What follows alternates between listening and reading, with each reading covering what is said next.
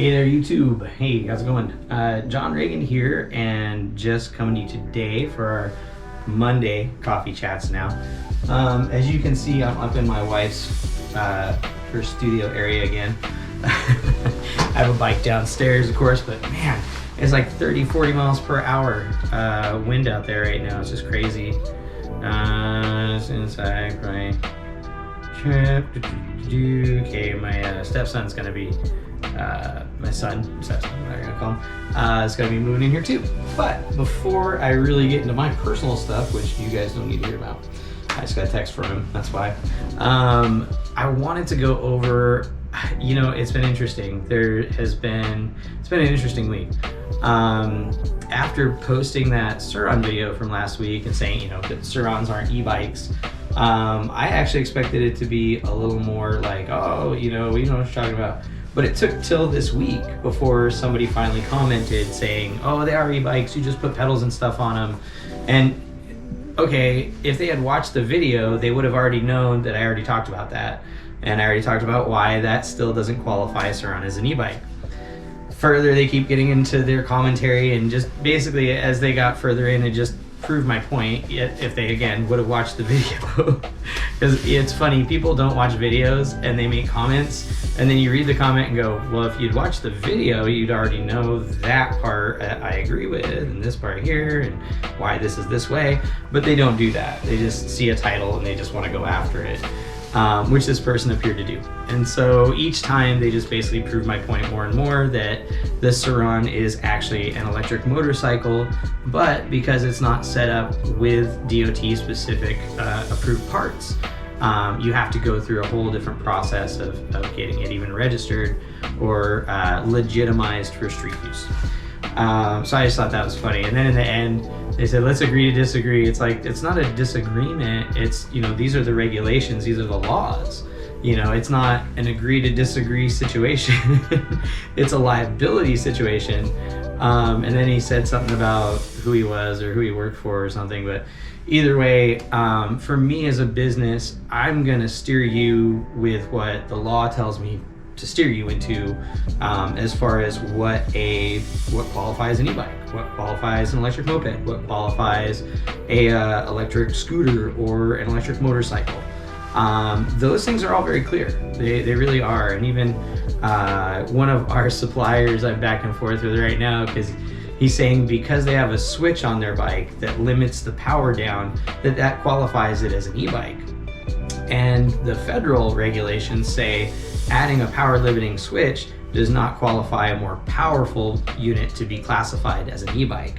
It's still classified based off the totality of its power capability. So if you have a motor that can do more than 750 watts, it moves into the scooter moped category. And in a lot of places, if it's more than 1,500 watts or 2,000 watts, i.e. 2 horsepower or more, it begins to move into the electric motorcycle category. These things are very clear. You can look them up. I always recommend people look up their local laws as well. But it's this level of tribal information that has existed in the industry for so long that people have just told each other over and over and over again. And if you come from the corporate world, HR training, things like that, you'll understand where I'm coming from, because what we do is we ingest the tribal information, we go through it and see what still is valid and what makes sense and what is within the parameters of the law.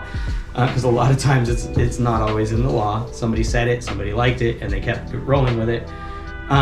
Such as, anyway. So we then distill that down into what is fact, and then we put it into knowledge-based systems so that people can actually know what the rules are, what the laws are. Again, it's pretty straightforward stuff. If it's not 750, if it's 750 watts or less in total output power, and it's has pedals from the factory, not aftermarket, then it can be considered an e-bike. If it's above that, whether it has pedals or not, in power range, it really depends on your local area, but usually that places it as a moped. Anything over 1,500 watts, 2,000 watts, that places an electric motorcycle. So whether or not it has pedals becomes an irrelevance. That's more of a visual how should I put it, a visual, oh man, what am I thinking here? It's a camouflage, basically, to make it so that even though the law says it's one thing, it appears another way.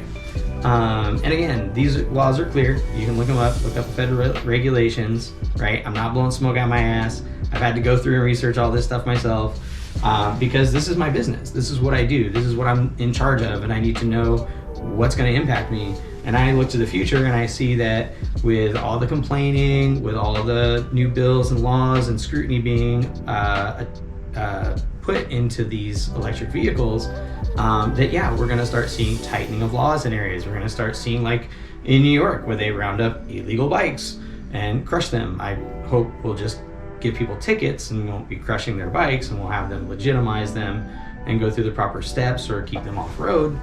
But that is, you know, the eventuality as it is of what will happen. Okay.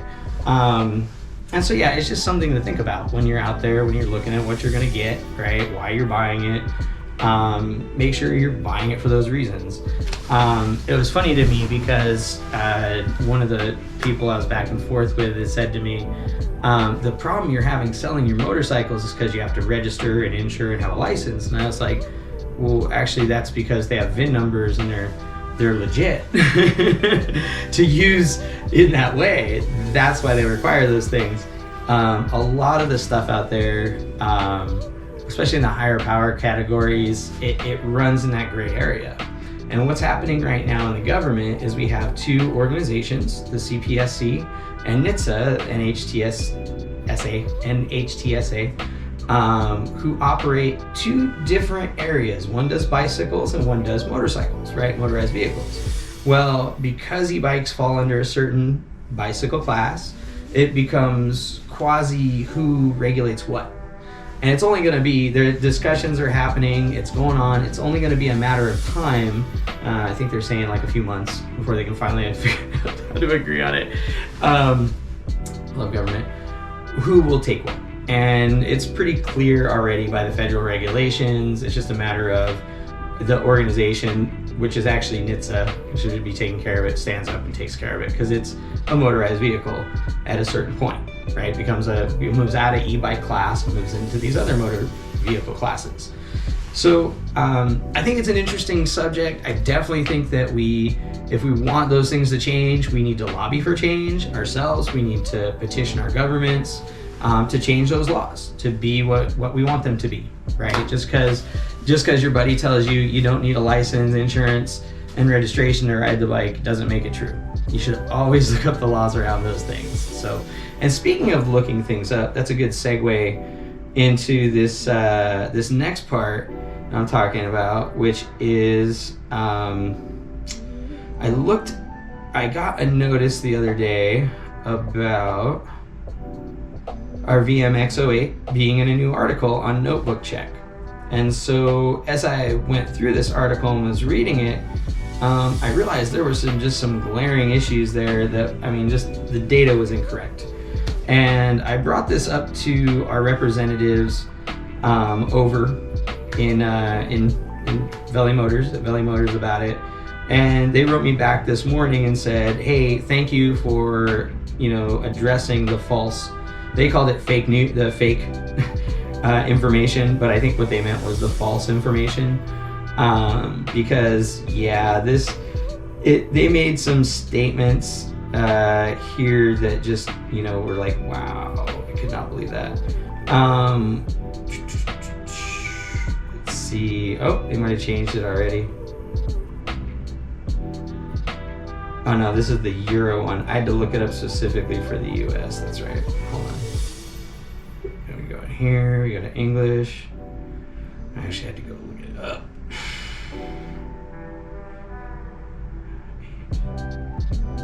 Where was it? Valley Motor. I think I looked up Valley Motor. Anyway, you might see it. I've already written them about it. And also, as I mentioned, I wrote Valley Motor and heard back from them. And so there's a couple things that they misstate in here. First of all, 105 pounds, a little lighter than that. 72 volt, 6,000 watts. and it says around 8 horsepower of peak power, but it actually goes higher than that. It says it can accelerate up to 62 miles per hour. That's incorrect. It does about 50 to 55. There's caveats to that as well. It can do 62, but you have to go into the controller and switch it from regen to boost, and because it's an either or situation. You're of course going to drain your battery a lot quicker. They call it a 40 amp hour battery. It's a 40 amp hour battery. They say a range of 68 miles. You're really probably going to get more like 50, 55 miles depending on terrain and how you ride it. I ride it outright, you know. The other thing they say though is that the MSRP is $3,000. And so I really brought that up to them because I was like, hey, that's not right. And they said that, yeah, that is incorrect. That's the wholesale price. So that's the price for a dealer. That doesn't include shipping. That doesn't include customs, tariffs, and all kinds of other stuff you have to pay for those things that actually bring that price up quite a bit, like more than double. Or sorry, not more than double, but almost double in some instances. So MSRP for this is actually $6,000 to $7,000, just so we're clear. All right, that's what Veli Motors told us. And again, they thanked us for addressing the inaccuracies in here. And I did request that the writer get in touch with me to, you know, get their info correct, and also remove our copywritten images from their website because I did not approve that. Yeah, and so there's, again, false information, right? This is what would become tribal knowledge. Oh, they sell it for twice as much in the US. That's not correct, right? Again, that's the wholesale price. We also have to factor in shipping, customs, tariffs, and that tacks on quite a bit on top of there. So yeah, we're not charging double for it. I thought that was ridiculous. I was like, you are, man, I cannot believe your accusations right now. Additionally, I have gone in and played with the controller. It has a lot of configurability that, you know, these guys wouldn't know about because they're just trying to get some clicks about it because some other guys were talking about it and it started popping pretty hard for them. So yeah, I was offended personally because our goal here at E-Powersport is to work to get you these prices down. I mean, to bring them to where you can afford them.